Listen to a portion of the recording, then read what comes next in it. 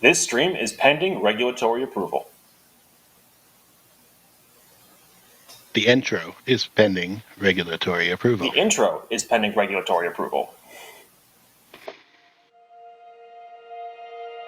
And here we go.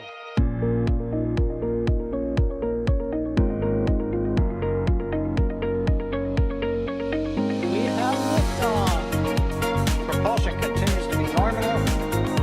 R68 chamber pressure looks good. Following up. Roger, planet. Water powered fly! Yes! Tango down to nominal. Fighting downside speed off. Bring in speed off.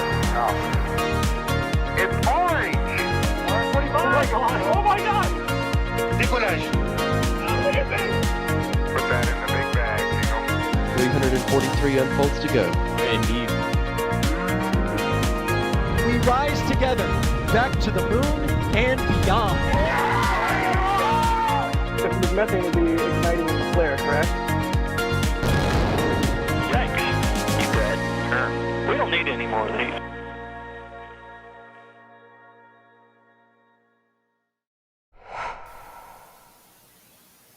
Welcome, space fans, to a Flame Trench Countdown to Launch edition.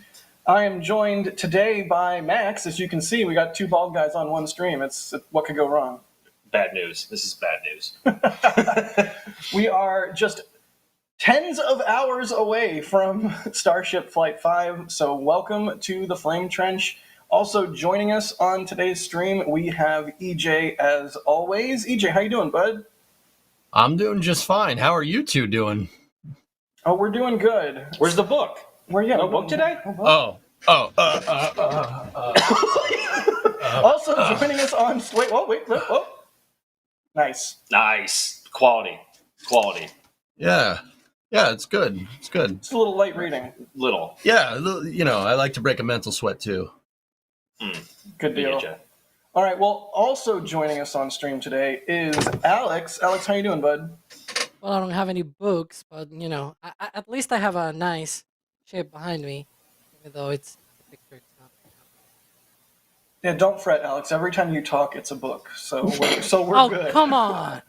The first thing that you say to me in this stream, and you're You already set it up.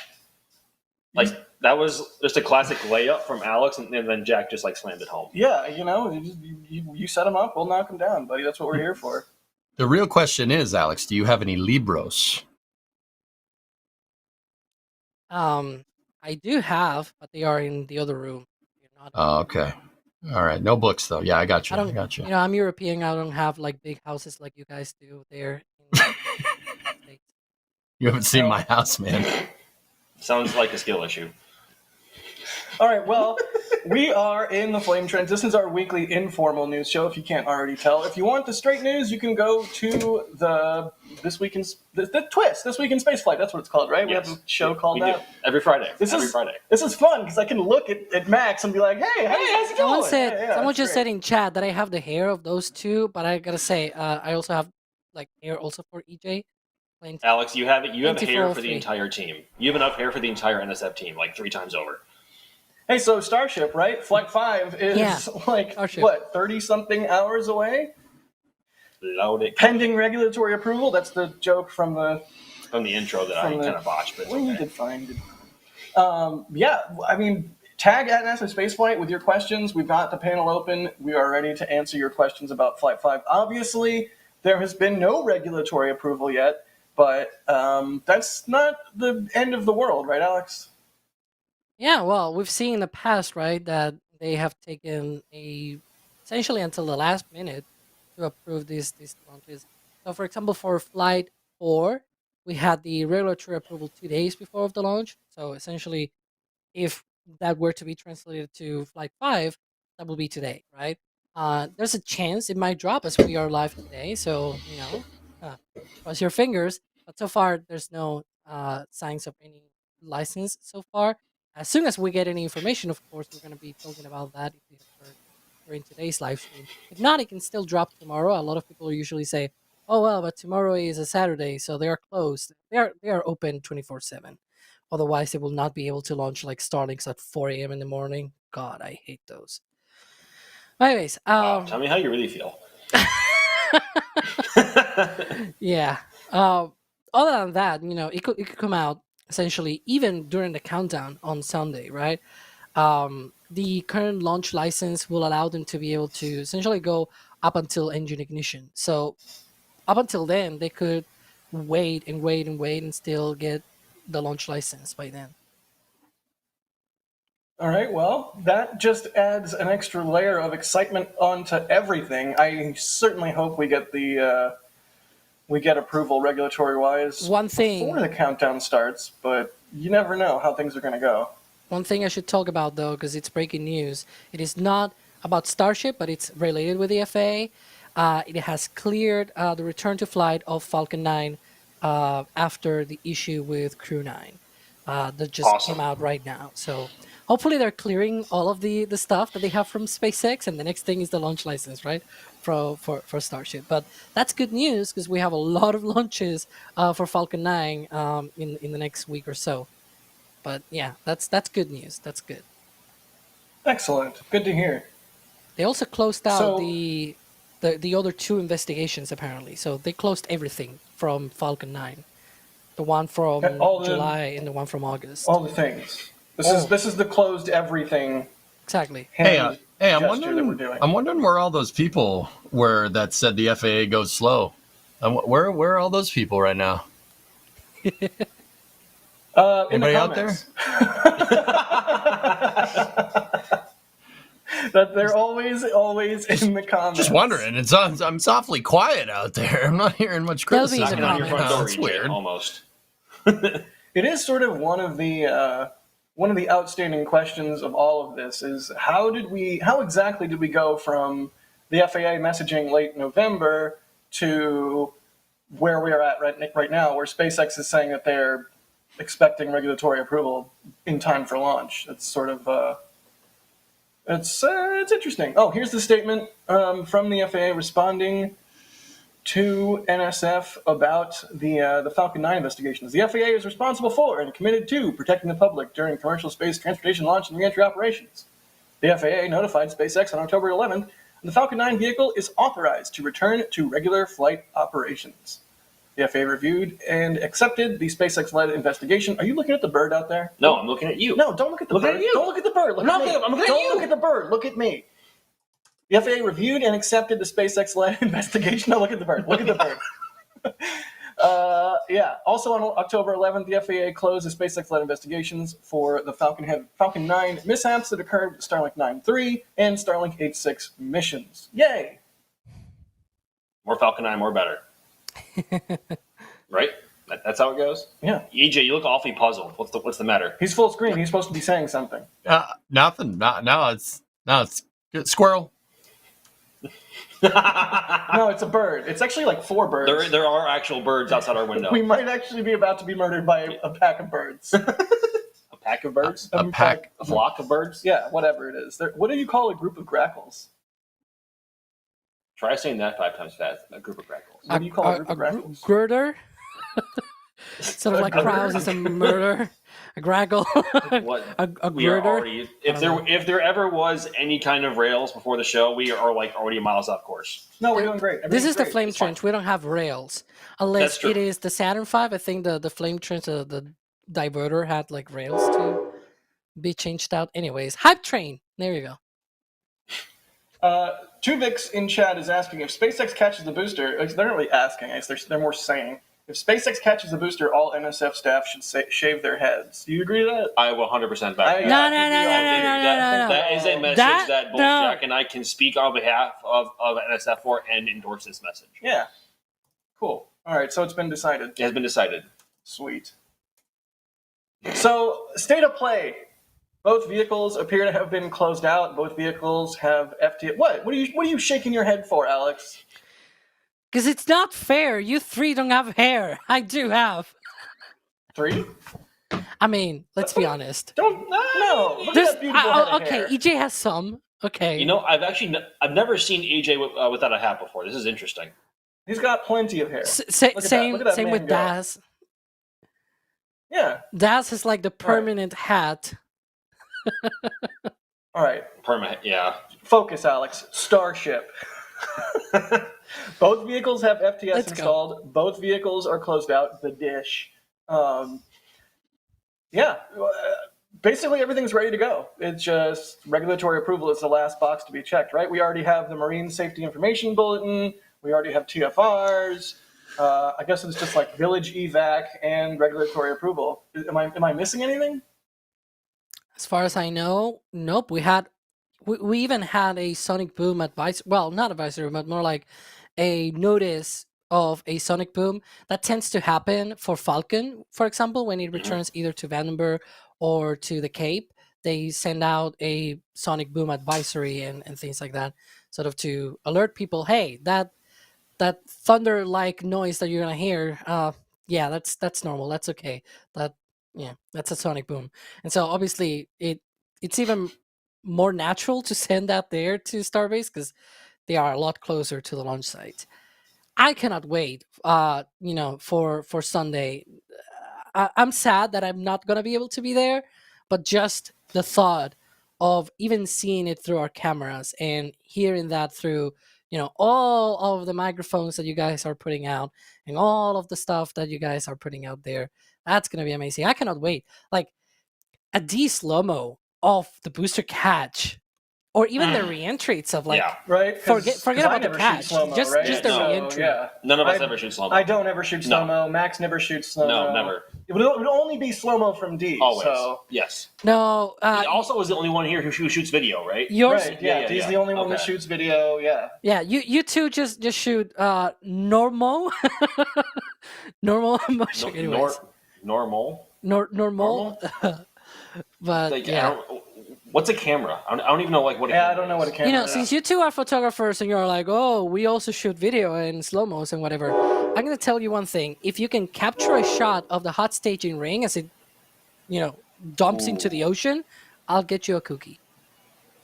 A cookie. Yes. Challenge virtual handshake. Do you have a boat for us to be on out in the ocean so that we Well, can it capture should that? splash down close to the shore. Like, that's the whole deal What? why it's taking so long, because it was like, yeah, it's gonna be landing closer now. All right, well, we'll have to keep our eyes peeled. Y'all, chat, I'm looking at you. Keep your questions coming. We will eventually stop being insane and go through questions. Keyword eventually. Eventually. Jeremy B is asking, anyone think that the manual command for catch is if they don't get regulatory approval for the catch, they can just use the Flight 4 license to test the heat shield? Can they even use that license? Well, I think as it stands now, they are cleared to fly under Flight 4 circumstances. That's what we've been saying, but also the heat shield mods might preclude that. I'm not sure where exactly things panned out in that regard. Yeah. But in regards to the statement that SpaceX put out that said the LD, launch director, is going to have to manually approve the booster for a catch during the boost back burn. Mm-hmm.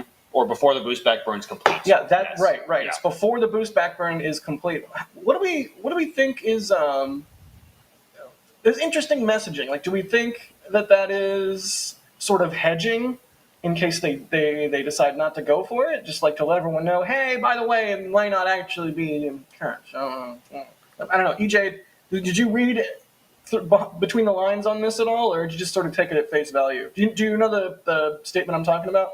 Yeah, you're talking about the SpaceX statement where they said that the launch director is going to have to be okayed for a catch, right? Right. I don't think that's a Flight 4, Flight 5 thing. No. I don't. If they don't, if you're going to get regulatory approval, you're going to get regulatory approval. It's very clear that the FAA goes very methodically, one step at a time. So. And we clearly saw from what's going on with the Falcon 9 stuff, right, of SpaceX trying to file the old paperwork for the old plan just to get it done so they can, right. Move for the new, before they do the new plan, right, just floods the FAA with more paperwork, right? And that paperwork is requested from them, by the way, saying. I don't think this is like, oh, we're going to do that if we don't get approval for catching the booster. No. I think that's very much a health check on the vehicle, and it's very much there, just to be absolutely sure that the vehicle is in good health before they risk the launch pad and the chopsticks and the obviously the booster too. And the flame trench. I mean, if you really feel like putting on your tinfoil What's hat, that, that would be Alex? the ultimate bluff call to the FAA. Like, hey, can we do this or not? It's in the air. It's in the air. Can we do this or not? No, but I would tend to agree with EJ. It just seems like they're doing this crazy operation. You're going to want to have somebody in the loop to tell the vehicle yes or no at that point. Although it is a little bit curious. Like, wouldn't you expect that call to be made sometime after boost back burn? Like that you had good startup of the engines, good shutdown of the engines, and then you make the call? It's interesting that the wording is before boost back burn ends. I think that would imply that they have all the Raptors reignited that they would need to in order to put it on exactly the right flight path they need to get it exactly back to the tower and the launch site. Because obviously, if they don't, they're losing a lot of thrust and a lot of performance, and they might not be able to be as accurate with their positioning during the boost back burn, because obviously there's no entry burn to correct the flight path at all. So I mean, they only have entry or landing burn. Yeah. So Yeah, that makes sense. Alex, any thoughts on the wording there in that statement? I think they're just gonna go for the catch, and that the statement is just, obviously a technical statement. I don't think it has to do with the approval. If they don't have approval for launch, that's a whole different thing, whether they go or not. I feel like if they think the FAA, and they tweeted this today, right, that they think they're gonna have approval for a Sunday launch. If for whatever reason they don't, I don't think it's gonna take that longer, like maybe an extra day at most, or two, because if it is that close from being approved, it may be that they just need an extra day or two for the FAA to close out things. And to be fair, maybe it's not the FAA; it's maybe the FAA waiting on another agency, which they had to do all of this consultation and blah blah blah, all the stuff that you already know, right? So it might just be down to that, right? If they can just wait another extra day, why not? Let's try to catch. Yeah, that's We've fair. already waited like what, 4.5 months since Flight 4. yeah, We can wait a day or two more.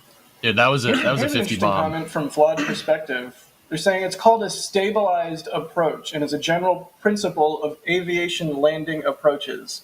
Yes, like you want to, at a certain distance away from the runway, be stabilized, meaning you're not trying to get into the right position for landing. Like everything needs to be lined up and good as you're coming in for the landing. So that would make sense, during the boost back burn.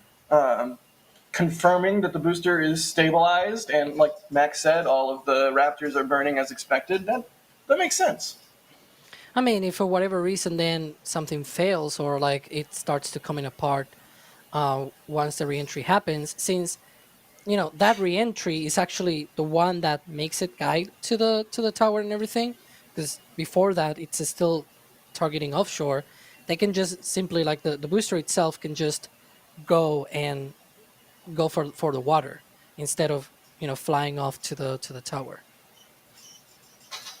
EJ, I mean, you're a man of aviation enjoyment. I don't even. an av geek. Yeah, you're an av geek. There you go. You're a smart guy. Any thoughts on like the stabilized approach from flawed perspective? I swear I can talk good. Maybe, I don't know. It's hard to say. Like, I think it's something, flawed. That's a good point, bringing up a stabilized approach. I mean, I think they're just trying to get the thing back on the first try, and then I think they'll come up with a more stabilized approach over time. Like, Alex, I asked you this on Countdown to Launch the other day. Like, I personally think they're going to start landing the booster into the headwind for accuracy purposes, but and that's why the chopsticks can like move in different directions, and that's why the pads are kind of 90 degrees offset, so you get a full like 180 degree azimuth for your landing angle and stuff. but that I don't know. That's just me. I mean, I'm sure they're gonna. I'm sure after we get one, or after they get one, I should say. I just got the hat. That's all. I just got the hat. I'm not them.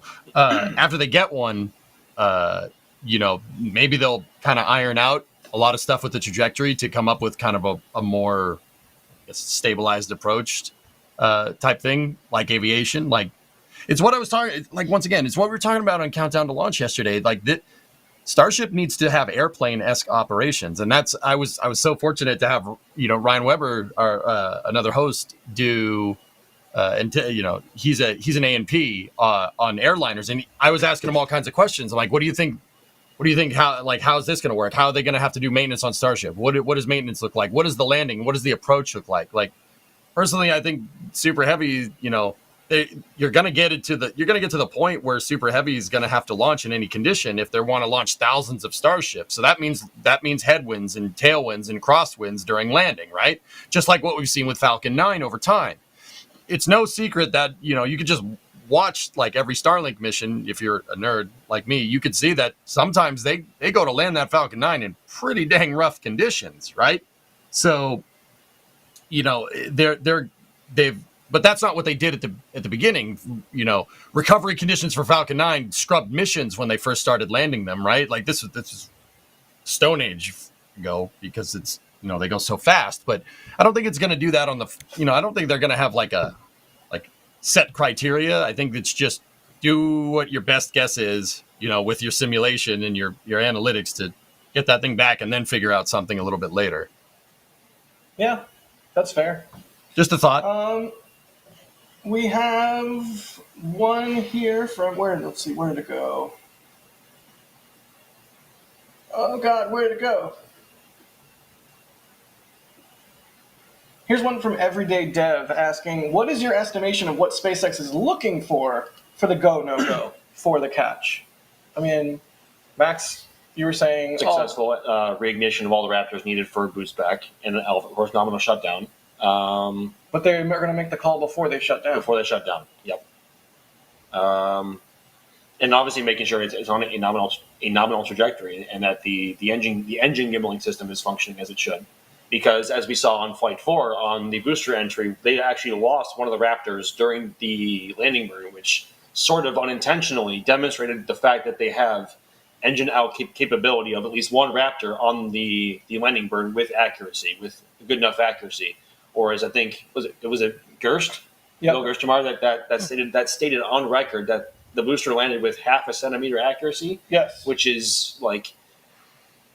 he's on record, so if that statement actually it holds up to any other research or just beyond what anyone else wants to look into it, that's astonishing accuracy. That's insane. It's unreal. Even if we do have. Go ahead. Even if he misspoke and actually meant like 0.5 meter or something like that, that's still quite the accuracy, right? Like half a meter is enough to get those pins, Alex. Yeah, good call. 0.5 meter is enough to get those pins. Yeah. You could snag the pins on 0.5 meter accuracy. Like I always said, they needed sub-meter precision. So that's good enough. Right. That's good enough. And I don't know. Yeah. Oh, go ahead. Go ahead. Sorry. No, Alex, go ahead. I was just gonna mention. We released yesterday night. It's essentially this video where we put the accuracy of Falcon 9 in contrast with what they need for Super Heavy, and even if they achieve a similar accuracy to Falcon 9, even though it doesn't have like the big spread of the landing legs and everything like that, it still is quite accurate for what they need for for being able to go between the chopsticks. And once it is between the chopsticks, because of the slap and everything, there's a good chance that it actually then the pins go and actually land on the landing rails. So you can see there, we did all of the potential spread of how open the chopsticks can be and what is the landing area and things like that. When you put those numbers, and Falcon 9, remember, it lands on the ocean. There's a moving barge. It's bobbing on the ocean and things like that. It's moving. It's not static. The barge cannot even, relocate as the booster comes down because it's all sort of more passive. It just holds position. So there's a more I will say there's even a higher chance of success for a catch on the chopstick arms for super heavy, and that's essentially the oh Beaton 62. But yeah, Oh, that's geez. the video that we put out yesterday. A lot of people are focusing too much, I guess, on the fact that yes, there's a drone ship and that it doesn't apply, but it's like the caveat here is not that we compared something that is apples to oranges. It's more like Falcon 9 already with its accuracy could potentially land on those chopsticks, right?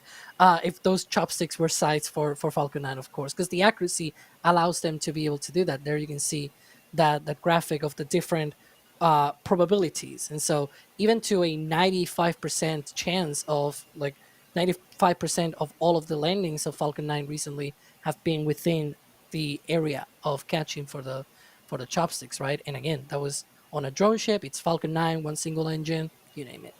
So yeah. Yeah, I mean, it begs the question. Well, there's two big questions, right? One is, yeah, EJ, yeah, No, tell him. Full, tell no, him. full screen me, homie. Kevin, There's a Raptor. this is important. On the tripod. Yeah. live? Yeah, that's live. Heck yeah. Thank you, Chad. Hey. Likely a Raptor 3. Go, Probably is a go, Raptor 3. go. Sorry. SpaceX not wasting any scrap of time. And yeah, McGregor Live. It's our 24/7 live stream of SpaceX's engine testing facility in McGregor, Texas. Also, why do you always put the backgrounds behind me that have fire in them? What's that about? Just Like yesterday? like fire? You like Yesterday I fire? was on fire. Yeah, I mean, you're not wrong. I'm just wondering. Yeah, I mean that's why. All right, I guess that makes sense. Because you're a spicy guy, EJ. Yeah. Ooh, Raptor. with audio. Can't wait till we hear 33 of these. It never gets old. It Just has wait such a until you hear unique 13 sound of for these. Falcon 9 or anything else either. Oh, here we go. Flame out. Will they do a relight? Look good. Oh, that'd be cool if they did a relay. The deluge is still, Still going. on. Deluge is still going. Let's keep an eye on it. Because sometimes they do Maybe. relights. Come on. Maybe. Come on, go for the relight. Do it. Maybe. All right. Well, we'll keep our eyes on it. Yep. I got it. I'll keep watching. Thank you, EJ. Yeah, I got you. So there's two big questions. One, do they go for the catch? And two, if they go for the catch, do we think that they'll nail it? Alex, I'll let you go first. First question: do you think that they're going to go for the catch? That is more of a 50-50 one there, but I just think that if they actually commit, if everything looks good for a catch, there's a good chance that at least, it goes through the chopsticks at the very least, which, mind you, it's rather complicated to hit that target. Even though it looks very big and everything, it's not that much, right? And, everybody remembers, or at least I do remember the first time that they actually tried to land a booster on a drone ship with Falcon 9. That didn't go that well, but they hit the barge.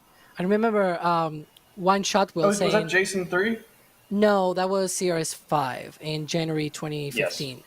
And I remember Wine Shot was saying everybody was like, "Oh, the booster hit the barge," and she was like, "The booster hit the barge," right? It's like It got to the barge. Like they Exactly. got a lot farther than most people thought they would. Exactly. With that first landing attempt. the booster actually, So- was on target. It was there. It just needed to land vertical, right, and not be. It literally just went like this against the barge, like sideways, essentially. And then the next that, you one, stupid CRS-6, it was it was also on the barge, but it was with a little bit of an angle, and so it eventually you could see the little thruster at the top of the interstage trying to keep it vertical, and Right. but yeah. And then there was Jason 3 where they had some ice on one of the landing leg locking Yeah. pin things, and it just fell over. That's EJ, do you think they're going to go for a catch? And if they do you think they will succeed? Yes and yes. Max? Yeah. Wow. I I did not expect that from you, EJ. why? I don't know. I just didn't. I thought last time we talked about it, you weren't you weren't very optimistic about a catch down. So that's okay. All right. So that's right. I don't think I thought for the longest time they weren't going to snag the pins. I know we know good and well that they can get close. They can get that thing at least in the vicinity of the chopsticks. And I always thought, like, you know, it's going to probably miss the pin, and the grid fins are your insurance. And I still do think that. But what really changed my mind is what you brought up a little bit earlier, Max. Bill Gerstenmaier, the VP of Flight Reliability at SpaceX, you know, like I said, even if he did misspeak and he meant sub-meter precision instead of sub-millimeter precision, that's close enough. He wouldn't, you know, and you guys said it before. He said that on record. Like, that was to the press, you know? Yes. You don't come out with that kind of confidence and not be sure that your hardware is capable of doing that, you know? Yeah. I trust Gerst. I mean, that guy is, I say it all the time. He's probably the foremost expert on, like, reusing spacecraft in this country by a pretty good margin. Worked at NASA for a really long time. Yep. And Gerst also played a huge part in SpaceX's evolution with working with NASA during the early stages of Falcon 9 and CRS-1. Yep, there you go. So, like, Gerst is no one to sneeze at. Yeah, centimeter precision. Sorry, guys. It's been a long week. No worries. We do have a question here from Matt D, asking, do we know how they measured that half a centimeter accuracy of the Flight 4 booster landing? Would it be GPS or on-site measurements? I mean, GPS can't even really get that accurate, right? No. Not unless you're the military.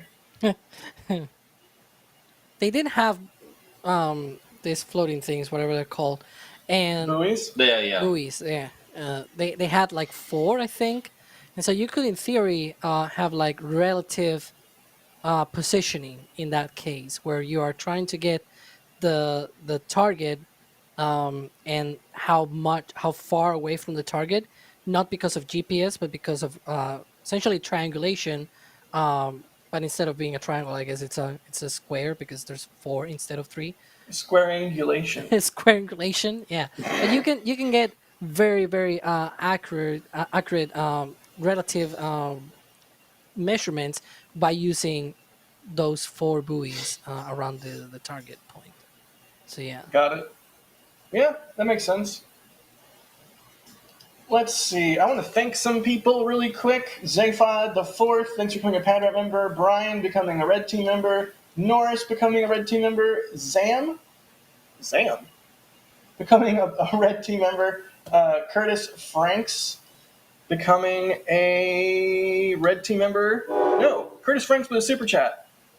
They say nearly 10 Ks ago, I became one.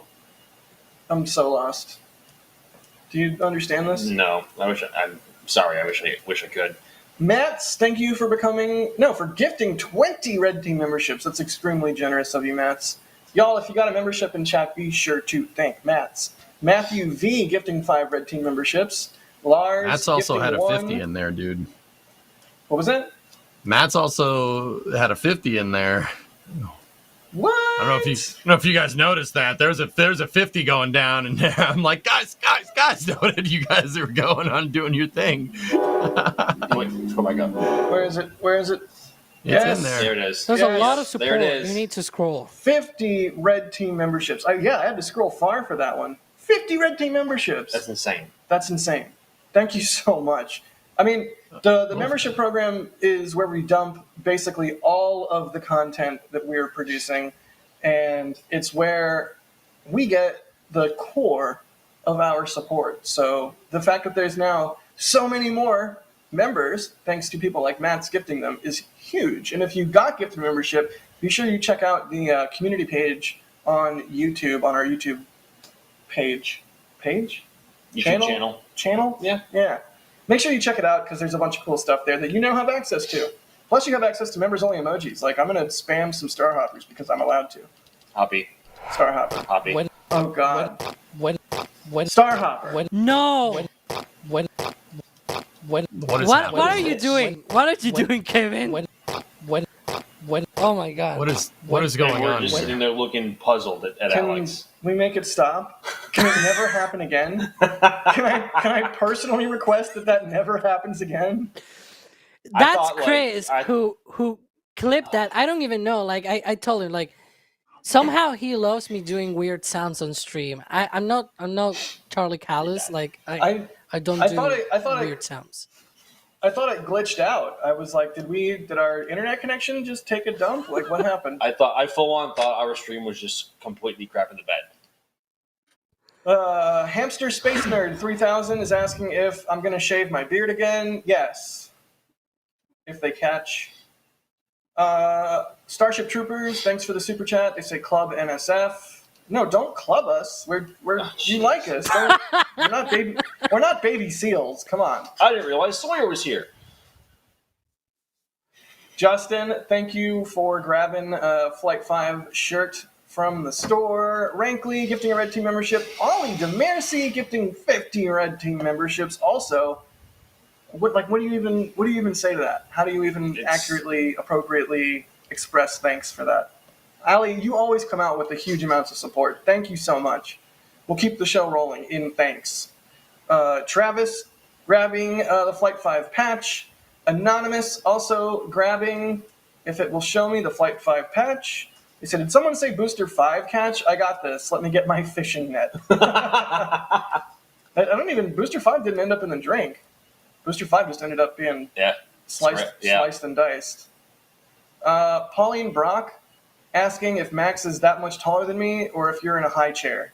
He's much taller. I'm not that much taller. I'm really not that short. But I'm not that You tall. also have not been that close to the desk. Can you move closer? Stop slouching. There, that's better. I'm a normal human person. There you go. You can almost see the green screen on the bulbs Oh God, you can. Oh god. because it reflects. Yeah, yeah. No, we know. We live with it every day. Thanks for pointing it out like explicitly. Thank you. Brian Banks, thank you for the support. They say, hey guys, I noticed on the FAA. No, we're moving on. They say, hey guys, I noticed on the FAA website for TFRs, it's actually scheduled for Tuesday the 15th at 6:45 Central Daylight Time. Am I missing anything there? Yeah, Looking at you, Alex. that's the latest TFR, but not the only TFR. There are actually multiple, and that is for the backup windows essentially. So it is not for. It is not You the okay, main EJ? one. What's so Are funny? you all right, EJ? You okay? Chat just cooked you. Like, Chat just cooked you so hard. I'm sorry. Me or It's Jack? Hang on. savage. I'm gonna. Both of you. Is he in a high chair? No, I'm gonna sorry, put in that's really the back funny to me. channels the TFR for Sunday, so that maybe while you two get roasted by me, maybe Kevin can put that TFR out here for Sunday. Oh my god. Snot Garden with a $20 super chat. Thanks, buddy. They say, is this the end of the BART? Booster Artificial Reef Program. Hopefully. That would certainly be a good thing. We certainly don't want any more barps in here. No more barps. Snot Garden also gifting 5 Red Team memberships. Simply Unknown becoming a Capcom member. You get Discord access at Capcom level and above. So pop into the Discord and say, hey. Sam Wiltzus. Alex's joke Wiltzus. Like wilt, like a wilting, like a flower that's wilted. We know what wilting means, Jack. Okay, well, just making That's sure you know, the buddy. TFR for Sunday. There it is. Well, there it Wait, is. okay, this is the TFR for Sunday. Okay. Yep. Looking, Look at the poll. oh, it's in UTC. I can't convert UTC. EJ, what? What now? What is EJ? so Just do minus What now, 5. EJ? Can you do Twitch 11 chat. minus 5? No, I can't. It's 6. Now, one thing to mention though, that's the start of the TFR. It's not the start of the window. The window opens at 7 a.m. Central, and so the TFR obviously, the airspace needs to be clear before the launch. So it starts 15 minutes before the window opens. So that's why it is like that. Got it. That makes sense. EJ, are you okay, buddy? Can you Look at breathe? the poll. You guys, We're look at getting the roasted poll. on Twitch. Look at the poll. There's a poll? Oh god, there's a poll. I voted option 4. I'm not seeing it. Hang on, I'm trying to find it. I'm not seeing it. I Sorry, don't see it's the pretty poll. funny. We know. You Oh, need I'm a in high the chair. wrong. I'm in the wrong. Oh, I'm a big dumb idiot. I can't see the pole. I'm a gigantic idiot. I can't do this.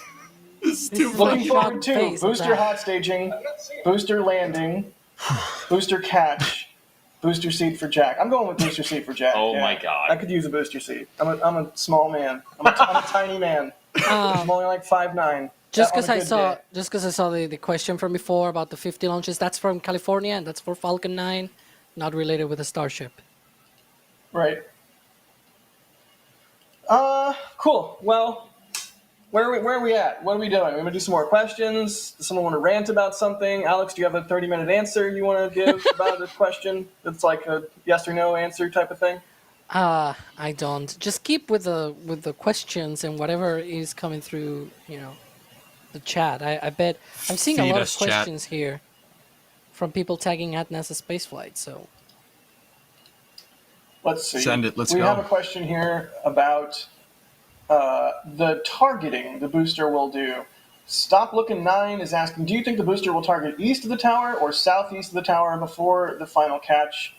Got wondering after Ryan Hansen's video. Yeah. I wonder if they're almost going to do something similar to what they do with Falcon 9, in that if they're going for a drone ship landing, they target obviously off the drone ship in the water in the event that a Merlin doesn't reignite, so that way it can just sploosh right in the water and not ram right into the drone ship and cause damage.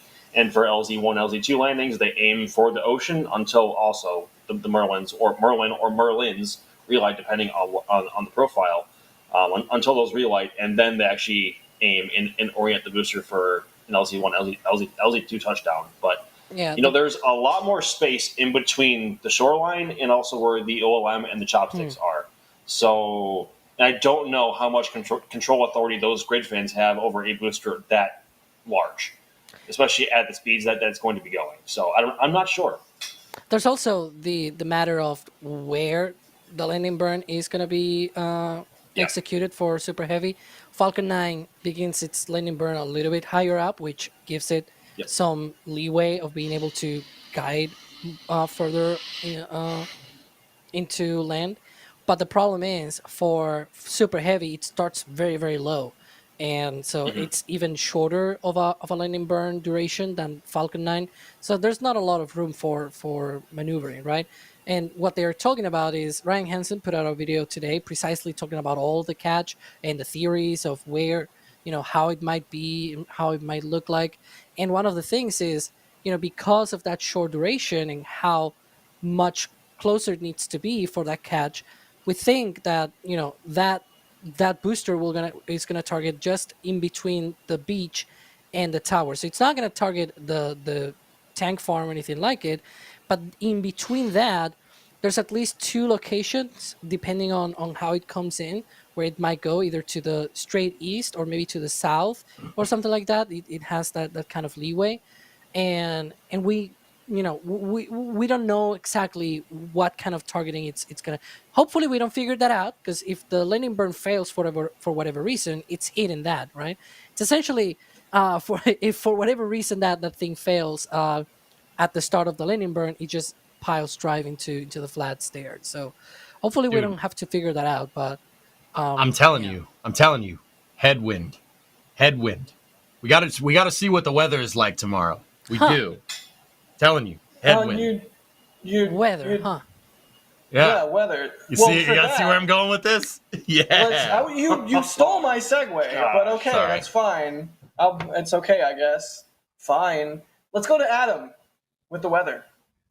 Hey guys, how's it going? It was going Hello. better before EJ stole my segue.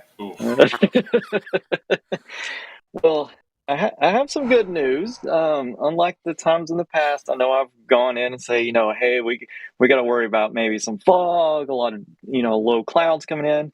So I'm going to start with the conditions that are going to be at ground level for people that are wanting to view.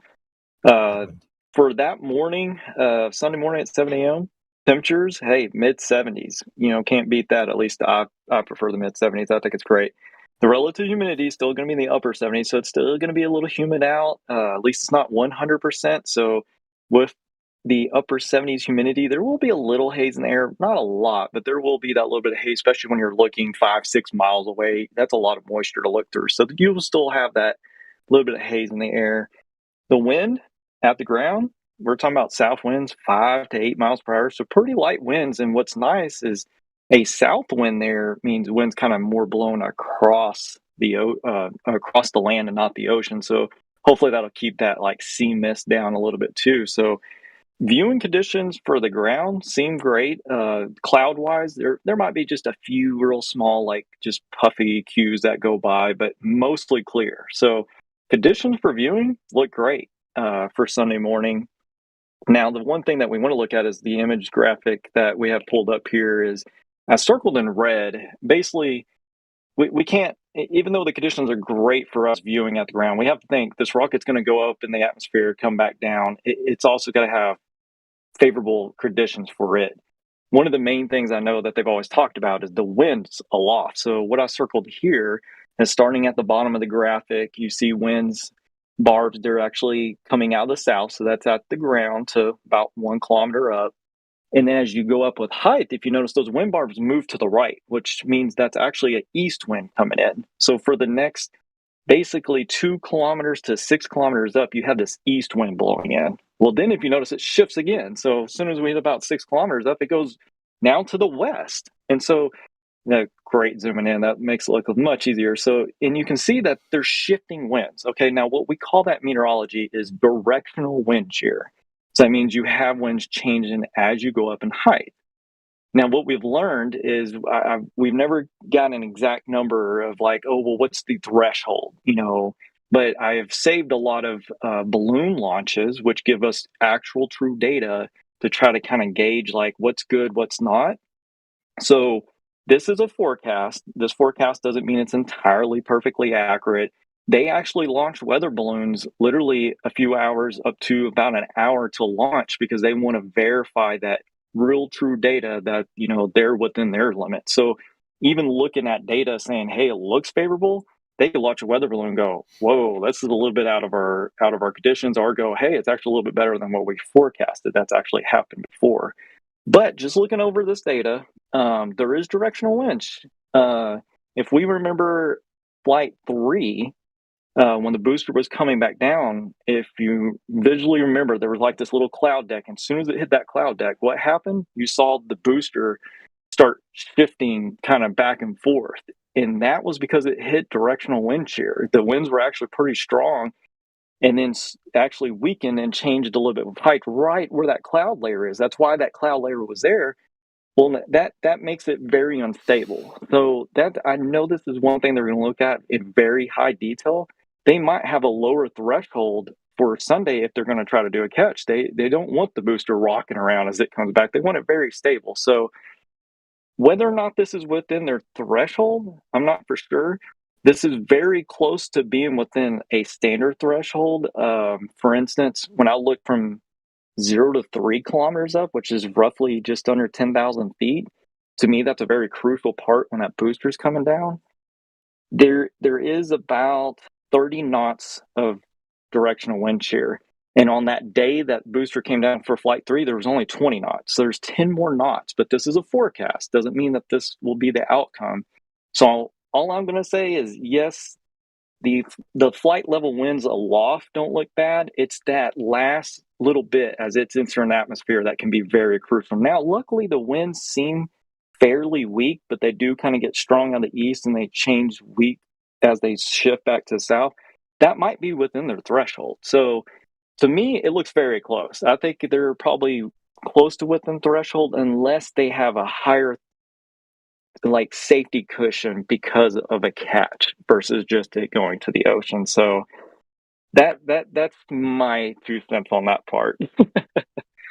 Interesting. So a little bit of wind shear, but you said the last 10,000 feet or so look pretty good-ish. Yeah, ish. Because there is changing with winds, so it's not. It's right on that threshold. It's not as bad as Flight 3, where we actually saw the booster coming down and it was rocking back forward. Flight 4 was even better. Obviously, we saw that come down much more straighter. there was less directional wind shear that day. So it all makes Right. sense of why Flight 3 comes down and is like doesn't look very stable as soon as it hit that cloud layer. You saw it hit that and it kind of rocked you back and forth.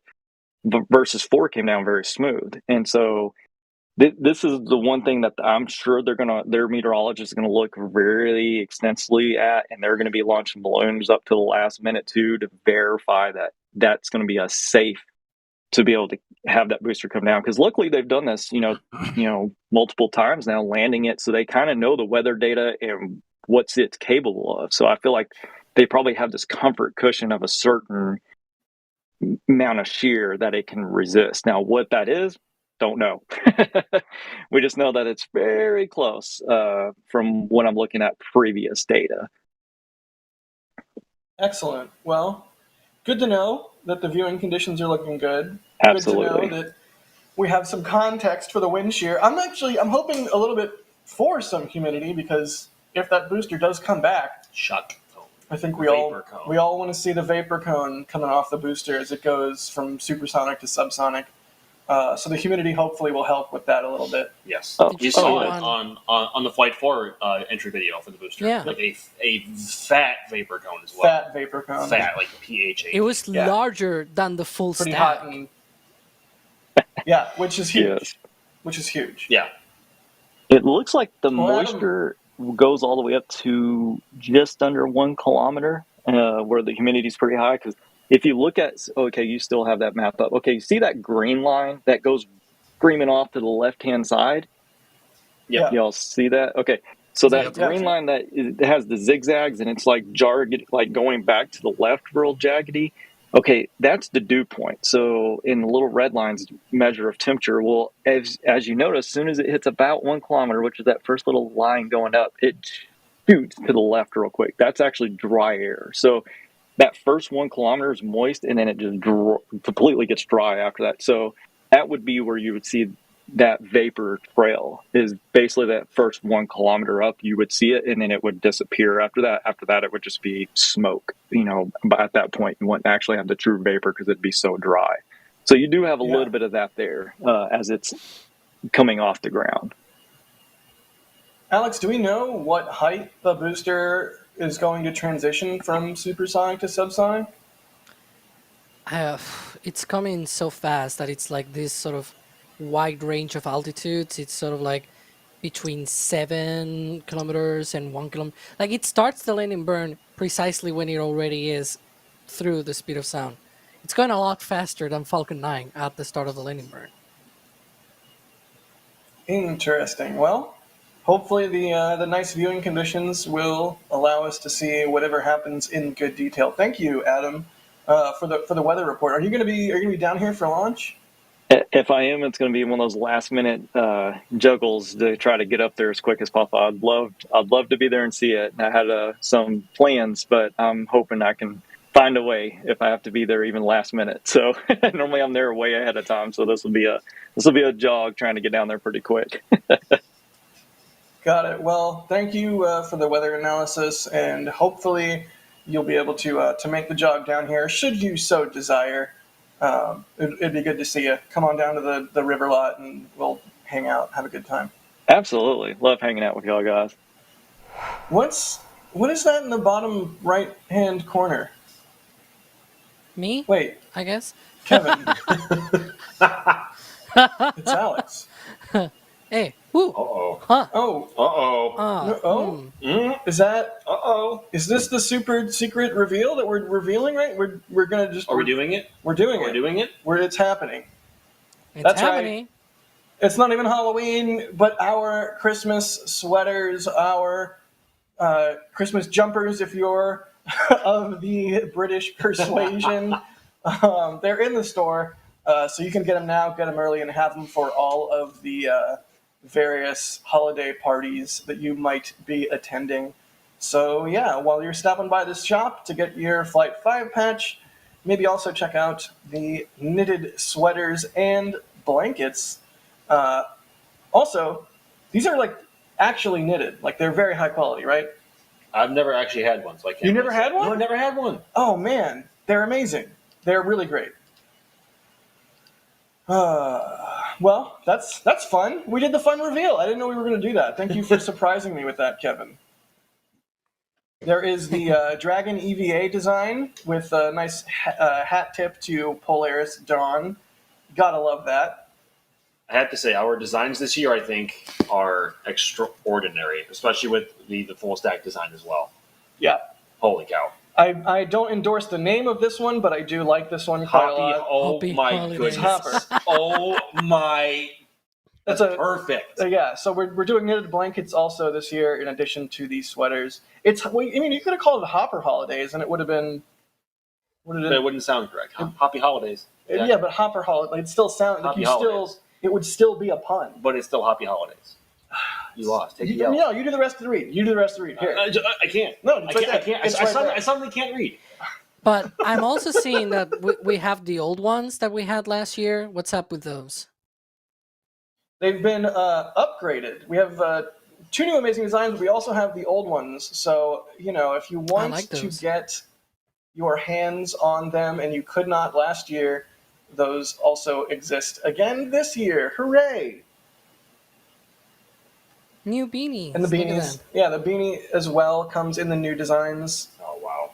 I did like the beanies too. I'm a beanie man. As a bald guy, or do you have a penchant for beanies? When the weather approves, yes. I also wear those, and I'm not bald. You're not allowed. They're not for you. They're not for you.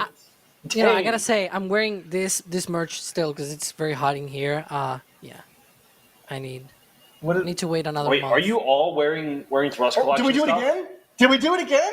I guess. EJ, what are you wearing? Well, this is EJ, what are you wearing? the black one. EJ blew it. This is B4. Get it? He blew it? Yeah, he blew it. He blew it. I didn't realize I was on a stream with Sawyer. He blew it. That's what you sound like. What is happening right now? Someone is asking, where's the Christmas kilt? There's no... We have to get on that.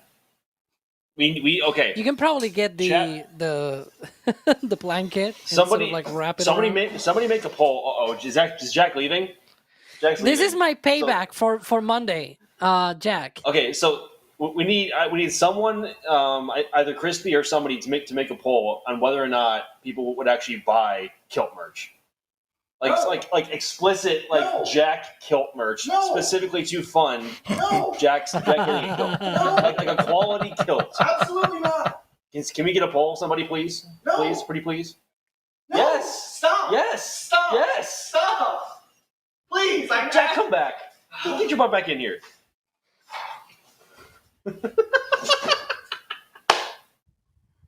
Really?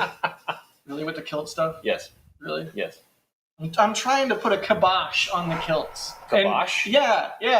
A kilt bosh. Okay. And you have to just reinvigorate the whole Chat's kilt. going nuts, dude. Yeah, I know. Yeah, of course they are. They love it. They love the kilt stuff. Jack will wear a kilt for Flight 5. If they catch it, he'll wear a kilt.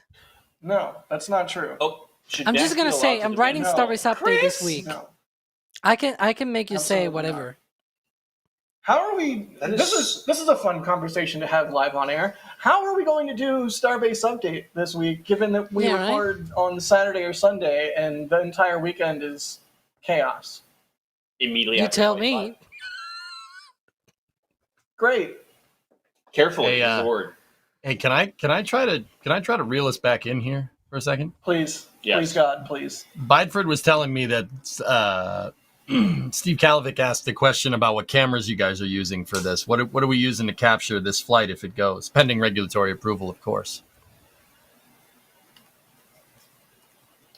I'm going to be using... I have a bunch of cameras. I have 8 remotes, a 60D, an 80D, a 50D, a 7D, a 5D3, 5D3, a 6D2, and probably one of my R5s. Really? Yeah, probably. Because I rented that. Is that all R5 Mark II, real, so or they're making up? I also rented. These? I also rented an R5 Mark II, and I have a second R5. So plus a drone. If you've seen the previous streams we've done with the drone footage, I'll be flying my drone as well. So yeah, lots of cameras. Lots. What are you going to be using? On my person, I'm going to be using two R5s, and on one of those, I'm going to have the RF 600 F4 with a 2x, so hopefully around 1200 I'm mil. also going to have an RF 600 F4 with 2x. Gang. Remember when you were like, "Oh, I have the 800. It's flight 2. I'm Max. I have the 800. I'm way better." And I was like, "Bro, check out this 600." And you were like, "Remember that? No, Remember that?" I remember that. And then how you got one also? Thanks for cutting off my question. By the way. We need a stream of Anyway, these two just talking to each other. We do. No. We do. Make it happen. So anyway, to answer the question, my two R5s on my person, one with the 600 with the 2x, and then for remotes, I'm going to have a 5D4, a 5D3, two ADDs, a 6D, and I think that's it. So I think five remotes, hopefully in some very exciting positions for launch, and hopefully catch as well. So that's And hold the fries. And hold the fries. Yep. Guys, I have a lot more cameras than you do. Can I get onion rings? Yeah. Do you know why you have those cameras, Kevin? Because of Dan, your dad, and us. And nobody else. Nobody else did anything. No, Jack has never touched one of the bots. Mm. Just kidding. I think you just broke Jack, Kevin. I mean, I live to break Jack. Just turn it off and turn him on again. Just there's a button probably somewhere behind the head. This, Kevin, this Don't is touch me. not Breaking Bad. It's wasn't Breaking what? Jack. We have to cook him. No, don't cook me. Don't do that. No. Let's spare Jack. I've okay? already cooked myself plenty. By the way, should we do chat, some more? we definitely have to thank Jack and Max and D and Das and Dan. Who am I missing? Oh, and Mary. And EJ. Everybody out in the And- field and- because And EJ. Caesar. we would not. And Caesar, I'm sorry, Caesar. We would not be set up for this flight because it kind of came on us really quick. Like Yeah, really. Just like the Snuck up booster on at us. the tower. It's been a lot of fun.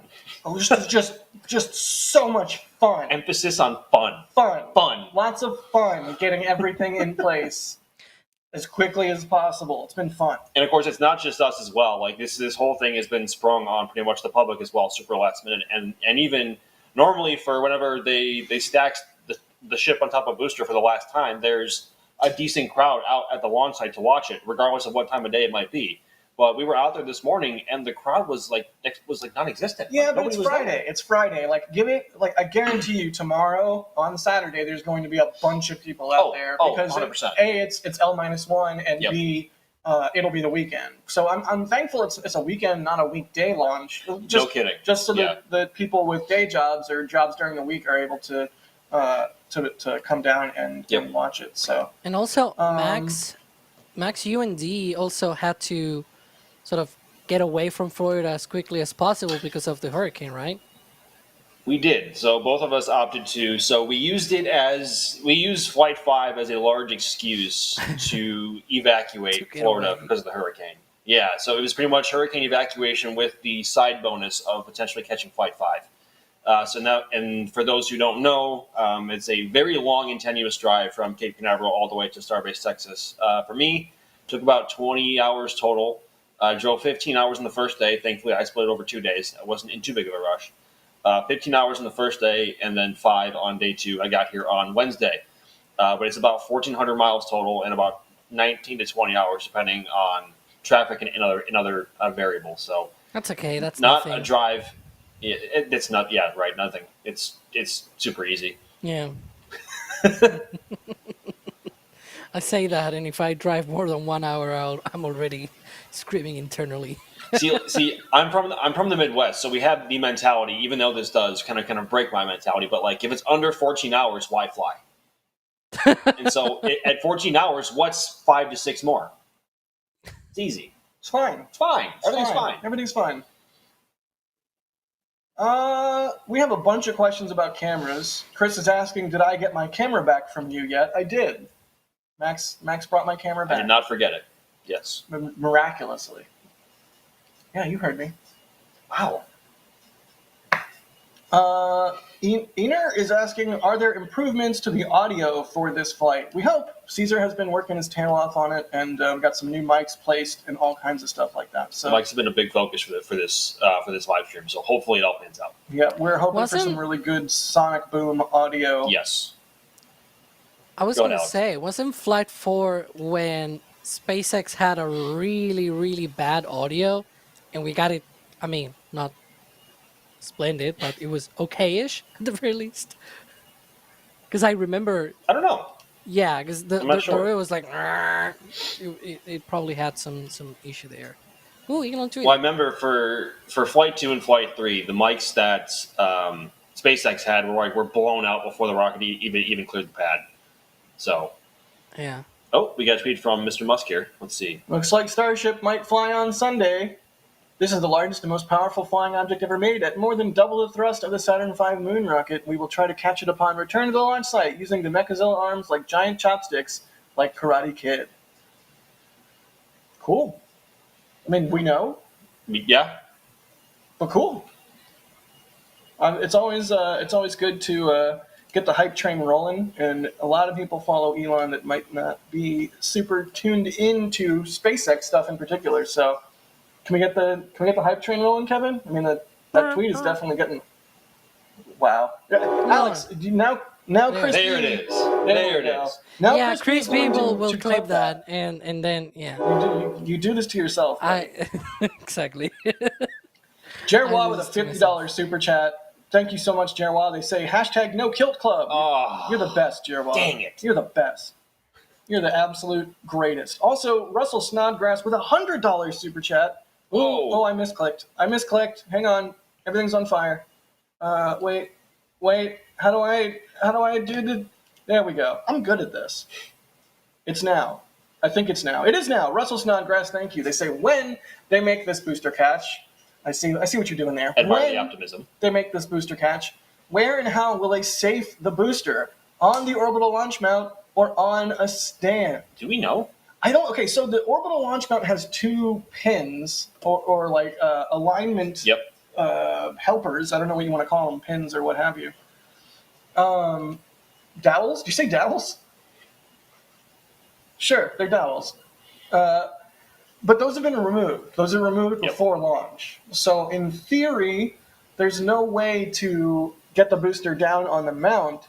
So they would need to safe it in the air. Yeah.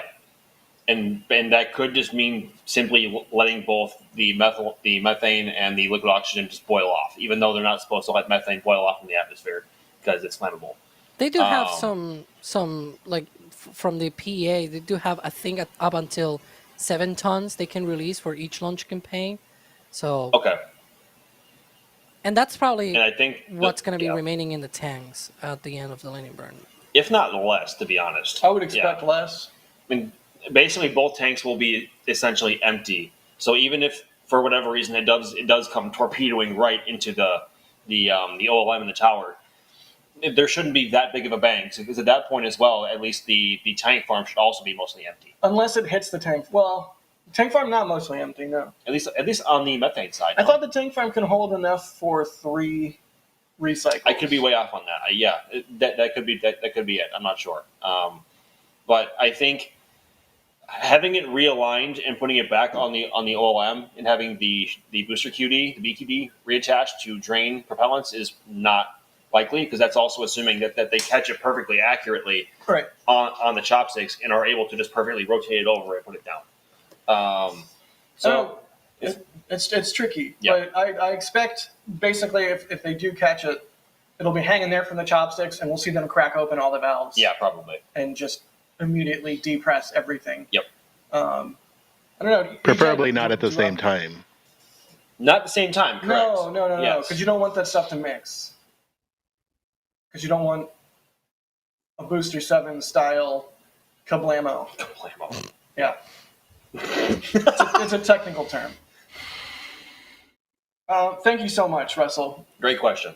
Great question and insanely generous super chat. And you're always coming out. I mean, Jerwa as well. We always see the same names pop up. There's no way to appropriately say thanks other than keep doing what we do and trying to bring you guys the best coverage that we possibly can. Speaking of names that always come up, Eric Fraser, who is a big supporter and in our Discord, sent us something, and he asked me to display it.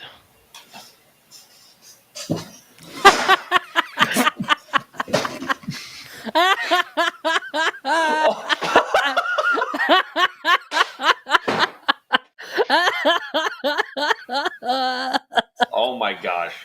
No. I wonder how much of this was created by AI. How much of this was Photoshop? I wonder. I know nothing other than it appeared and it said, "Do whatever you want with this." Is that a grackle or a crow? Could be either. Yes. Okay. It's over. It's not over. You said it got worse. You said it was over. It did not get worse. You said it was over. Come back over here. No. We'll clear it. No. We'll clear it. No. Yeah. I don't believe you. What do you mean? I'm not the one. Oh, there's the hype train. Eric, I thought we were bros. Oh. I thought we were bros, Eric. I thought you were my guy. I thought we were bros. We're Cali bros, Eric. Hey, EJ, how's it going? Hey, man. Hey, Payback. you had a crab on your shoulder. just saying. Of that entire picture, that's what stood out most to you was you had a crab on your shoulder. I like the crabs though. I do like the chicken crabs. That was insane. Stop it, Kevin. Oh my gosh. Stop it. Why is my arm bacon? Why? Like, am I becoming bacon? I eat so much of it that okay, thank you. Starship. Starship, right? Back on topic. Reel it back in. 0.5, yeah, woo. You know, it's past 5 p.m. Central. It is. And we don't have. It's an past FAA. 6 p.m. Eastern. Yeah, we don't have the license yet. But the FAA does work on the weekends, right? Yeah. So maybe We'll that's see. something Everybody's that drops working for the tomorrow. weekend, it seems. You know what will be at 6 p.m. Central, though? Where, Alex? Anybody? Kevin? Tomorrow? Oh yeah, I believe we will be starting our stream at 6 p.m. Central tomorrow. I mean, pending regulatory approval. Of course. Yeah. Are we? How's that working? Are we doing a hangout stream and like a stakeout kind of thing, and then we're going to the launch stream? Is it going to be one? We're going to have entire lots of stream, steaks or- tomorrow. We will have the steak tomorrow. I'm while I'm talking to you, trying to bring this up in present. So we will actually, for the first time, have 2 separate streams. We will have a stakeout stream, and then we will have a launch stream. And the stakeout stream is starting at 6 p.m. On Saturday, or the day before the launch. And then our launch stream will start at 4 a.m. on the day of the stream. Nice. Awesome. So we 3 hours wanted to before the spend opening more of time, and YouTube has a 12-hour limit, so we were running up against that. We said, let's just do 2 streams. Why not? Yeah. Well, to We're be trying clear, to the do 12-hour limit is if we go longer than 12 hours, then it cuts off. Yeah. You can't, like, the replay doesn't have the whole thing. It just saves the previous 12 hours. So if you want the whole stream to be replayable, you have to stop it at or before 12 hours. So that's the limit that we're working under. So 2 streams. Yay! Yay! Yay! Yay! Yay! Yay! Who just got here? I don't know. Someone's rustling around behind us. All I can see is green screen. Yep. Can't see behind it. Please don't murder us, mysterious apparition. No response. Is that 0 Dan response. or D? No, it's D. It's D. It's D. Come on in here. Hello. Gang's all here. Look at that. You guys photographers? No, only Max and I. D just does slow-mo. Yeah. only slow mo. Yeah, I don't know what slow mo is. I've never shot slow mo. Are Never. you guys photographers? I think Jack did do slow mo, but of a crane, right? A crane is just real life slow mo. What? I'm Sure. doing a very faint reference to when you try to do a slow mo of an engine firing on Suborbital Pad B, and then there was like a crane in the middle, because SpaceX was just like that. They yeah. parked the crane. Uh-huh. Yes. One of the times it worked, okay? One of the times there was a crane. Yeah, so what do we even do now? I feel like it's just chaos. EJ, hi. Hi, EJ. Hey, what's going on? You having fun? Oh, I'm having a lot of fun. Yeah, this is great. Just sit here EJ and watch. streams on Twitch as well. I shudder to think what the Twitch chat is looking like after. They're not talking about you behind your back. Don't worry about it. Of course not. They're not instructing them to call me certain things like yak or anything. Yeah, none of that. Or have them to come spam our chat. You Right. know. That's not. Right. None of that is happening. I don't know what you're talking about. No. No, Of never, course not. Never would happen. Max. No. course No. Of course not. Do it. No. Do it. Oh, God. Let's do some more questions. How about? Send it. Frostbite asking, what are your predictions on the catch attempt? I think it's going to SN10 the landing. Ooh. Oh, wait. No, we're putting that, we're holding that. What is this? City of Brownsville. SpaceX is preparing for a potential fifth flight test of Starship on Sunday, October 13th. You may hear sonic booms in the South Padre Island, Port Isabel, and Brownsville. That's the sonic While boom. the noise may be loud, thing. there is no risk to public safety or wildlife. Yeah, we're good. It's fine. It's just it's like thunder. See, like we're used to getting these alerts through email about RTLS flights from the Cape, but seeing them over here on the Gulf Coast for Starbase it tickles. Does it hit different? It tickles. Does it hit different though? It's not like 4 a.m. So no. So yeah, Frostbite thinks they're going to SN10 the landing. If you don't remember serial number 10, it landed kind of hard. It bounced. And then went kaboom boom. Yes. Because it went kaboom, and then the pieces hit the ground and went boom. So it was kaboom boom. Yes, that's true. And it Okay. landed hard enough to where the entire ship like literally bounced. Like if you look at some footage from certain angles, it literally comes down hard enough, it bounces, and then before settling. So didn't think what happened not there? supposed to do that. What happened there with SN10 is they had ullage ingestion on one of the motors, and that screwed up the mixture rate in Raptor, and it caused it to thrust int. And that's why at the very last second it bottomed out, and it cracked the tanks. Yeah. Right. Yeah. So we you have have footage here. We have. I believe this was. This That's might the have live been stream. Mary's camera.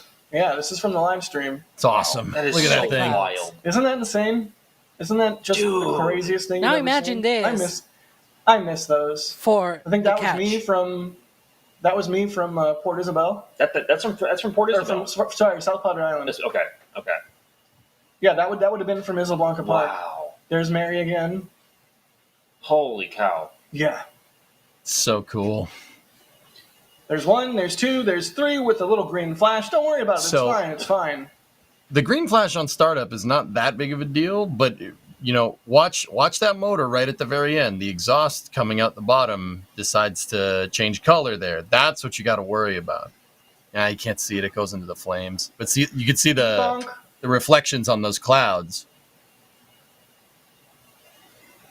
And then like 5 minutes later, it blew up. Yep. Yeah, And it well, caught it started everyone off leaking guard. propellants everywhere, and it's only a matter of time before you get atomization of those vapors, and they find a source of heat because there's a lot of hot things at the bottom of that. The funny thing is, this was a very useful thing, because what they found out is that this explosion broke the transfer tube. So what they found out is that the transfer tube is a weak point on the structure of the vehicle, and so since then, for example, when they were doing the first 3 test flights of the full stack, the plan was to just make the impact of the ship against the water at terminal velocity and not do the landing burn. Right, that was for flight 4, and it'll be as well for flight 5. But flights 1 to 3, that was the plan. And in order to assure to the FAA and all of the environmental people and everything that it was going to be okay, like that the impact will essentially destroy the vehicle like that, You bet. they You don't need essentially any more of looked at these. how the impact will affect the the transfer tube, and they used this explosion to study the explosion of the vehicle as it hits the water, because it will be if it will have been something like this if it had actually happened on flights 1 to 3, but unfortunately no ship went that far. Dude, that's still difficult to watch. Yeah. No, why? It's amazing. Do it again. Do it again. Just, Make it happen again, Kevin. By the way, I think it's funny that it says vehicle safing. Whoops. Trying. That poor Yikes. little fire hose is just doing everything it can. But no, it was not enough. Oh, it actually Yeah. happened much after this. Hold on, let me. There it is. I see it. Oh. It's So so what they're hard trying when you to have an do- 11-hour stream. Yeah. Yeah, a little tricky, huh? What they're trying Alright, to well- trying to do there with that fire hose is just kind of cool everything off, right? I think there they're was a trying to residual fire. There was. Yeah. Yep. Well, yeah, the residual fire made the thing hop again, Hot. guys. The residual fire made an even bigger fire. It really enjoyed flying, and it just wanted a little bit longer. It was very happy. Airtime. Yeah, sometimes starships do that as a treat. It jumped When for they're joy. happy. Right. Yeah, when they're happy. Or hoppy. Oh, God. Oh, You God. said it. You said it. Ah, he did it! He did it! He did it! He said it! Someone clip that. Chris, Nobody clip now that. this is the thing that Victory you is need to clip. ours! Yes. All right, we're way behind on support. So, Max, thanks for grabbing the Flight 5 patch. The nozzle, gifting a Red Team membership. Is the panel broken? Max, I mean, it's grab the possible. Flight 5 patch. Oh, no, I refreshed. It's working again. Ben Creasy Vision, thank you for the $10 super. They say, what do you think the chances are of an SM-10 style cook-off if the landing isn't 100% successful? I think it's a fair chance. What is the fire suppression like if it does? They have the entire water deluge system at the base of the OLM that they plan on not lighting, because that's the wrong word, but reactivating before, of course, the booster comes back in. So they'll have all that water flowing. Obviously, they have a fixed amount in the tanks that, of course, feed that. And also with the lack of propellant in the actual booster itself, depending where it comes down, if it's not on the chopsticks, the boom might not be that substantial. I could be way wrong on that, though. Who knows? Yeah, I mean, like we've been saying, the tanks are going to be mostly empty. Yep. So fingers crossed if something does go wrong after catch, that it's not the end of the world. Yep. Redhead becoming a PadRat member, gifting 5 Red Team memberships as well. Thank you, Redhead0001. Alfredo with a super chat there. They said, the OLM is too shiny for my taste. To me, it needs to be charred and smoky. All right, that's fair. SB Nermus, thank you for becoming a PadRat member. Todd, thank you for the support, grabbing the Flight 5 patch. Micah B with a super chat. They say, during launch, granted flight is nominal and they try a catch, are we expecting similar sonic booms like Falcon 9 with RTLS landings, more or less booms? I'm expecting more of a boom. Are you expecting more of a boom? I'm expecting more of a boom, but also the sonic boom profile of Falcon 9 is different because technically it's 3 booms, but the first 2 shockwaves are so close together, it more often than not sounds like one. And so then that's caused by the engine bells themselves and the base of the landing legs being so close together. Those are the leading cause of the first 2 shockwaves. And then the last one is the grid fins. Yeah, and so of course Super Heavy only has the bells of the Raptors and then the actual grid fins itself. So I don't know what else would cause a third sonic boom or a similar sonic boom profile of Falcon 9, but I think it'll definitely be a double for sure. Like it'll be a bam bam. Ba-boom. Ba-boom. I'm also curious because a Falcon 9 first stage is not that tall, of course, compared to obviously not compared to Starship as a whole, but the super heavy booster is as tall as a fully stacked Falcon 9 entirely. So I'm wondering if it's going to be a ba-boom or a boom boom.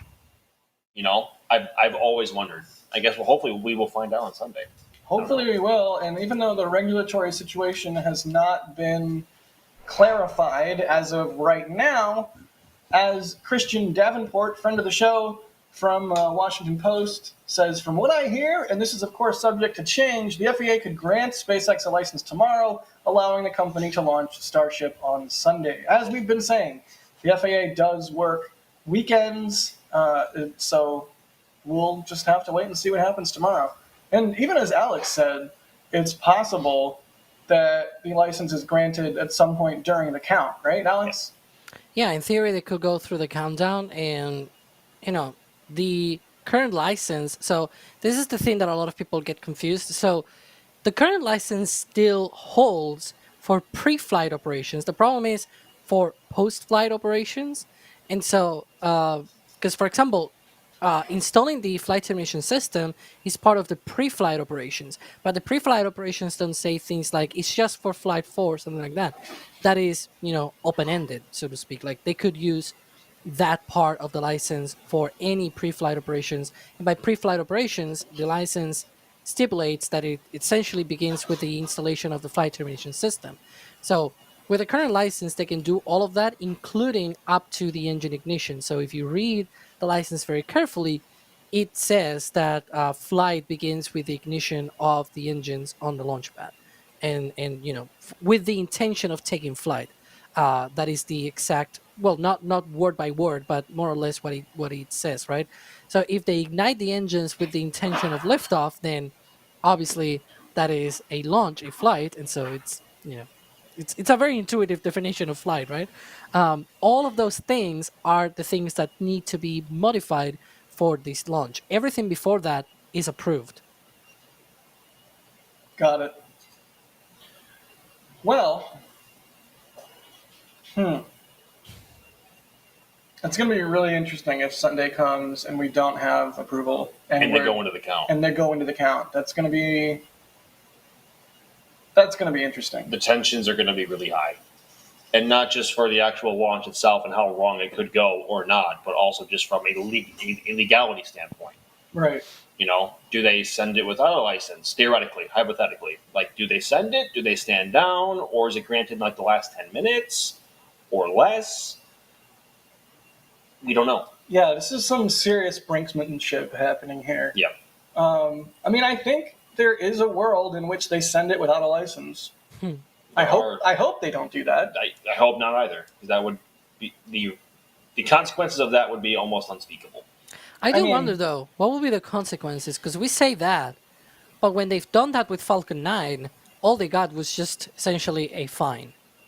So right, it could just be in theory, it could be a fine and a slap on the wrist, and then maybe like some sort of investigation. Yeah, I don't know. I would love to know from the FAA, like, hey, what are the penalties here?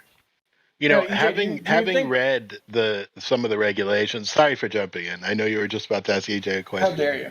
How dare you? Having read the regulations, it is actually criminal to launch without a license. So it might not just be a civil penalty, and I believe they can actually name individuals who were responsible for the flight in a criminal manner. So I hope SpaceX doesn't do that. And also, I'm seeing a lot in chat. Is our launch stream pending regulatory approval? If SpaceX looks like they're going, we're going too. So hopefully they have a license. Yeah, fingers crossed. I should say though, I keep coming back to the Falcon 9 fines that they have had. We didn't see any criminal, prosecution, I guess, or whatever it's the actual term. All they got was a fine, right? I don't know if because the Starship is bigger, it means something else. I have no idea if that will actually prompt the FAA to actually, sue SpaceX or whatever. I don't know, but I feel like even if they actually were to launch without a license, I don't think they will get anything more than just a fine. And I'm not saying this because SpaceX gets better treatment or whatever. It's just that it's probably not in the best interest of the FAA to get into litigation with a commercial launch company, and they know that even just a fine, um, even though it might not break the bank at SpaceX, right? They probably will pay, like it's the drop in the bucket, right? It still is some sort of like, from a public perspective, being fined doesn't look good, right? So Right. I don't know. I don't know. EJ, do you think they might? There's a world in which there's a launch without a license. Absolutely not. What was No that? way. No. What was that? I'm sorry, I can't hear you. I don't know if you're screwing with me or not right now, to be honest with you. How's it feel? How does it feel? What do you mean? What do you mean? Does it How's it feel feel? good? Gaslighting me into thinking my mic doesn't work? The heck is this What was about? that? What did I do to deserve Wait, huh? that? Huh? Well, I can't. Huh? EJ, are you speaking right now? What? I can't hear anything. Thank you, Frost. Someone is talking about the minutia of the difference between not having a license or breaking the terms of a license. This is the same. Starship has a license, right? Flying this profile with a catch will be essentially breaking the terms of the license. It's essentially the same as whatever they did with Falcon 9, with the moving a tank farm, moving the launch control center, and essentially moving all of the communications plans and things like that. Like, if you take into account that, even with a Starlink launch in 2022, they also got fined because they didn't for every launch they need to have collision avoidance planning ahead of time for safety in space and things like that. They did not give that to the FAA in the time that it requires. There's like a 10-day, like prior to 10 days before the launch, they need to supply that to the FAA, and they did it way later, essentially. So they also got fined for that. All those events are, in very simple terms, breaking the license that they already have. Starship flying a profile that is not on the current license is breaking the current license. That's why I'm saying that I don't think they will be shut down. They will probably just get a fine, because we've seen that already with Falcon 9. Yeah, that's true. That's a fair assessment. And we saw They it do 3 have times a at the license very to least. fly. So yeah, they do technically have a license to fly, just not in the way that they have been advertising yeah. for Flight 5. Right. So that's a good point, Alex. And it's very easy to think, oh, they're going to be shut down or whatever. But again, 3 times they broke the license, they all got a fine. Like, that's all they got. I think it also might depend on what happens afterwards, because of course, if they are not given the license and they do opt to go for a catch for whatever reason, and it goes spectacularly wrong, Yeah. meaning the booster lands like way off course where it's not supposed to, like that would prompt a much more, I guess, stark response. And that is precisely one of the other things as well, which the license also covers. If you go to the current license, for example, at the last page is the financial responsibility requirements. So it doesn't include things about what will be the kind of money that they will have to have for claims of property that is broken or whatever. Like I'm seeing here, Space Exploration Technologies Corp shall maintain a policy or policies of liability insurance in accordance with blah blah blah blah blah. $48 million for covered claims resulting from pre-flight ground operations performed from SpaceX Boca Chica Launch Complex, Boca Chica, Texas. Like I'm literally reading off here. And then up to $500 million for covered claims resulting from the flight of the Starship Super Heavy launch vehicle from the SpaceX Boca Chica launch complex. So it's a lot of money on insurance, right? If something were to happen. I don't know how that will change. I'm really interested in how that will change whenever we have the updated license, if it actually comes in time for that launch. Yeah, like if they have to have more coverage. Yeah. I mean, interesting. That's $500 million. 500. Yeah, that's 500 million. Whew. Guys, I'll be honest. I don't even know why we're having this conversation. It's very clear that the FAA and SpaceX are working with each other because Adrian's response from the FAA yesterday, where the FAA changed their tune from net November to all SpaceX has to complete all license modifications. It's very clear that there's some intermediary going on here, and that they're working with each other. Like, despite what everybody wants to think, I know everybody's like, "Oh, SpaceX, FAA, fight!" It's not what's going on here. It's pretty glaring. Of course, like obviously because of the results that we're getting either publicly or what's leaked, I guess, from others from the FAA or regarding the FAA, there's obviously numerous things and an abundance of things happening behind the scenes that we just don't and will likely never see. Like, there are always these elements at play, and those are very tough to bring into the equation because you just don't know what you don't know. So, yeah, makes sense. Let's thank people for their support really quickly here. Steve Kalovic, thank you so much for asking if we're doing anything different for our photography. The cameras need to be further away for safety. No. TBD. I know we're making sure that the cameras are not only good for launch, but also for a prospective landing. So Yes. That is something that's been a little bit different this time around. Gamer Tom, thank you so much for the support. They say, hi from Ireland, and I'm going to be there for launch. Can't wait. Do you think they will do it successfully? One-word answers only. Yes. Yes. AJ. Yes. Alex. Yes. Hey! Wow. One-word Yes, answers across the That's board. rare. That's All rare. right. We all agree. The No. burns. Yes. Bob Fillmore, thanks for gifting 10 Red Team memberships. Josh, 0. Thank you Yes. for the super chat. They say, how long do you think they start building a full HLS test article? I mean, if they want to go by the schedule, it can't be much longer. Yeah, sometime You this know. year, sometime the next year. Yeah. 2025 for sure. Bloodhound is asking, what's more difficult, booster catch or belly flop maneuver? Booster catch. Booster catch. Booster catch I would for say sure. booster catch. EJ, what do you think? Booster catch or belly flop? I'm sorry. You guys go back and forth and agree with each other is cracking me up. Booster catch. Yes, booster catch. Yes, booster catch. Yeah, right next. Yeah, booster catch. Oh yeah, booster catch. yeah, absolutely. I think. Oh my god. Is it really I just think, that rare for us to actually agree on things? I mean, Yes. Plus, we're No. similar. We're both bald. It's just like a mirror, like someone agreeing with themselves in a mirror. I should have shaved my You probably beard a can little look bit at so each that we other were- so that we looked more. on your heads.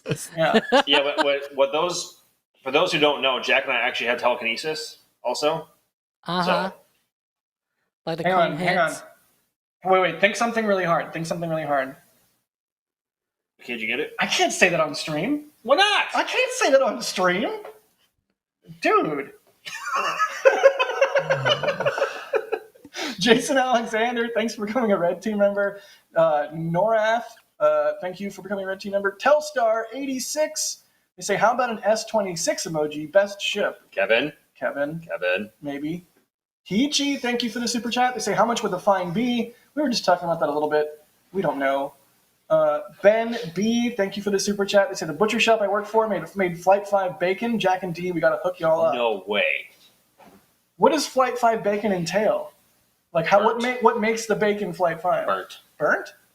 I don't know if I want burnt bacon. I had enough. Like the I had booster. enough burnt bacon when You have D to and I eat it did with the chopsticks. bacon stream. You have to eat the bacon with chopsticks. Hello, hi. D, hi. D Burns Bacon. Maddox, thank you for grabbing the Flight 5 t-shirt from the store. They said going towards booster seat for Jack Fund. Thank you. Thanks for that. Cody Coy, thanks for the super chat. They say, will SpaceX use sensor dummies to test the impact on humans and sample life support systems to see what improvements they need to make? I bet they'll use dummies at some point, but I don't think we're Yes, at they that do. They At point. can some use point you too. farther in the program. Yeah, I volunteer as tribute. I'm dumb. Volunteer. I'm dumb. Okay, you're done. I'm so dumb. Are you dumb or are you stupid? Both. Okay. Yes is the answer. Reese got the Flight 5 patch. They say if the booster goes kaboom on catch, what might y'all say first? Yikes. Yikes. You bet. You bet. You bet. Concur. We don't need We don't any We more don't need any things. more of these. You know what I'm going to Priest say, guys? becoming- You know what I'm going to say? Does that mean What? it's What do you not say? coming on then? God. EJ, That's high what I'm five. saying. Great reference. Great reference. Yes, sir. You know that's not It's how not high coming five on then. work, right? You know, who asked you? I did. Okay. Priest becoming a Capcom member. Thank you for that, Pete. Priest, jump into Discord and say hey. Lars, I'm not going to read that, but thank you. Anonymous with a store purchase. They got the Flight 5 patch. RC Horseman. By the with way, that a- said Jack's kill in booster seat fund. Yep. No, it's not what it said. Moving on. RC Horseman with a $69.99 super chat. Thank you Nice. so much. It's a long-time viewer, first-time caller. I still have an outstanding tip ready for the kilt viewing. There's not going to be a kilt viewing. It says wearing, kilt wearing. Wearing. I can read. Telstar86, thank you again for the super chat. The other one that you did. Denny with the store purchase, getting the Flight 5 patch, thanking us for the coverage. Paladin Phil, speaker of tales, drove from Ontario to Boca Chica and back this summer. That's insane. Whoa. Okay, that's a drive. Unless they mean British Columbia. And still a drive, but Yeah. BC is Boca Chica. That's how you. Danny grabbing the Flight 5 patch and a hoodie. They say catch this. Let's see. Scott Herod, thank you for the money there. Jerwa, thank you for the $50 again. Holy cow. They say, sorry, Jack, that photo has made me team killed. Buddy! Converted. I've been betrayed. Kilt stuff is getting dumber and dumber. Hashtag no kilt club. Says GMG3 Sorrel Ergonus. I agree. Can we put the joke to rest? Bideford with a $50 super chat. Thank you, Bideford. They say, well, here's a question inquiring minds have. Jack, is Max your mini-me? I think, if anything, I'm the mini-Max. I mean, I'm smaller. Well, But you're older. Yeah. All right, you're the mini. So I'm your son. You're my son. I'm your son. I love you, son. I hate you, Dad. I hate the fact that I'm even older than Max for whatever reason, even though he looks older than me. What are you saying? You said you look old. I do look old. You don't look old. I do look old. You don't look old. I do. You don't look old. I didn't it's say okay. he looks old. I said that he looks older than me, which is different. Oh God, we're getting the music. All right. No, Adrian, thank you for Oh the my super God. chat. Eric, thank you for the super chat. Science Bob, Devin Waldron, Jim Cavett, Aramil, Elvis, Echo Deal, Telstar 86, Bideford, Duke, Event Dudes, Bob Smith, Space is not stuff. That's an interesting name. Thank you for the support, everyone. Jonathan, thank you for the store purchase. They get the Flight 5 patch. Aramil again.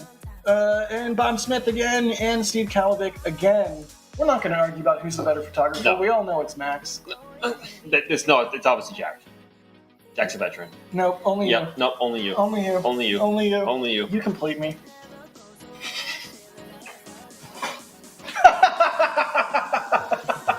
Oh, Max left. Launch directors, flight engineers, the two top tiers of our membership program. Again, the membership program is key to enabling us to do what we do and do the coverage that we do. So thank you so much to our launch directors and flight engineers. Get your names at the end of every flame trench. So there you go. Also, don't forget we have the new Christmas stuff and the old Christmas stuff also in the store. And we also have blankies and beanies and Sweaters. the Flight 5 patch still exists. You can see it hiding there in the left-hand side of the screen. And all right, I'm done. Okay. I'm done. EJ, thanks for being on. Thank you. You know, I just want to say this. Chat said this, but you two guys remind me right now of the two Muppets that are on the upper balcony in the theater. That always just saying it's not wrong. But anyway. Thank you for having me, guys. I do appreciate it. It's a privilege being on here, and thank you very much. I stream on Twitch if you want to come talk to me about stuff. Hear my wild and crazy theories about Starship that are probably wrong, but whatever. Throw our hat into the ring. It's fine. But yeah, thank you for having me. I do appreciate it. Of course. I'm sorry you got like 2 words in the entire this show, but dude, I was getting my popcorn. You know, it's funny. Alex, thank you also for being on, I guess. I guess, yes. I mean, You gonna do them like that, man? Dang. Whatever. What are you two laughing about? You? Why? All right. Because I burned you. Kevin Michael Reed running the show. Thank you, Kevin, for doing what you do, except for that stupid picture you showed on stream. Show it again. Show it again. No. Yeah. Everybody needs to see that. No, It's fine. Everybody follow Max on Twitter. Max takes great photography. You got a shot of the Aurora the other day, didn't you?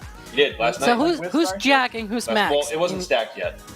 Who's jacking? Who's Max in this video? I'm Max. I'm a big dumb stupid head. I'm Jack. I'm a big dumb idiot. All right. We'll see you nerds on the next one.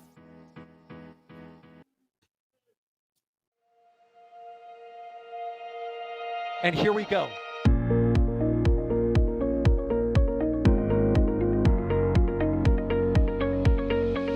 We have liftoff. Propulsion continues to be nominal. R68 chamber pressure looks good.